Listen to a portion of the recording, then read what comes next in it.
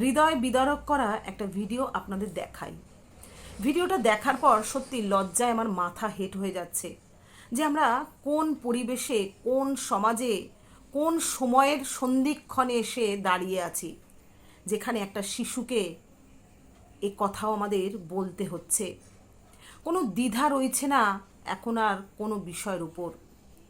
এই পরিস্থিতি হয়তো এইটুকু শিশুর মোটেও জানার বিষয় নয় এই বয়সে, কিন্তু বর্তমানে যা পরিস্থিতি আমরা প্রত্যেকটা মানুষ ফেস করছি, তাতে করে প্রত্যেকটা মা ভয়ভীত যে আমার সন্তানকে আমি রক্ষা করতে পারবো তো, আমার সন্তান কোনো বিপদে পড়বে না তো, সে সুস্থ হয়ে বাড়ি ফিরতে পারবে তো। তাই সন্তান ছোট বলে গোপনীয়তা আর কিছুই থাকছে না।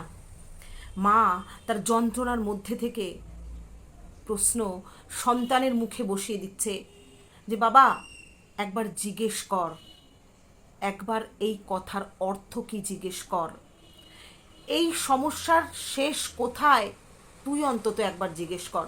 আসুন ভিডিওটা একবার আমরা দেখে নিই। ডাক্তার আন্টিকে মারলো কে? কি জবাব দেব? পারবেন জবাব দিতে? জিজ্ঞেস কর কেন মারলো? এই আঙ্কেল জবাব দেবে তোকে। কেন জিজ্ঞেস কর। ওনারা তো ভিডিও করতে দিচ্ছে না, লজ্জা পাচ্ছে। স্যার বলুন না, রেপ মানে কি? স্যার রেপ মানে কি? বাচ্চাটাকে একটু বলুন না, এই বাচ্চাটাকে একটু বলুন না রেপ মানে কি বলুন। একজন মা তার সন্তানকে কোলে নিয়ে চিৎকার করে পুলিশ বাহিনীর কাছে প্রশ্ন করছে, ধর্ষণ কেন হলো? ধর্ষণ মানে কি? আমার সন্তান জানতে চায়, বলুন, জবাব দিন। আঙ্কেলকে জিজ্ঞেস করো ধর্ষণ মানে কি, বিচার কোথায়? আমাদের আজ এখানে এসে কেন দাঁড়াতে হচ্ছে?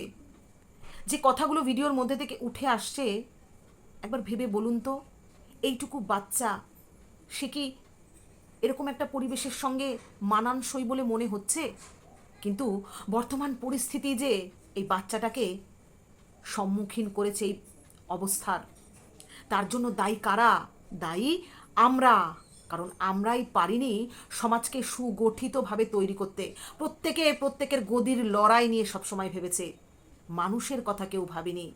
আজ মানুষের জন্যই গদি, মানুষের জন্যই সব কিছু, অর্থাৎ মানুষ ছাড়া তোমার যে কোনো মূল্য নেই, সেটাকে উপেক্ষা করে একে অপরের গদির লড়াইতে সব কিছু বিসর্জন দিয়েছে। আজ তাই এই দিনটাই বাচ্চাগুলোকে দেখতে হচ্ছে। জানি না আর কি কি পরিবেশ পরিস্থিতি এইটুকুটুকু বাচ্চারা দেখে বড় হবে, তবে আগামী দিন মানুষ মানুষকে বিশ্বাস করবে, এটা একটা হাসির কারণ হয়ে দাঁড়াবে। নমস্কার।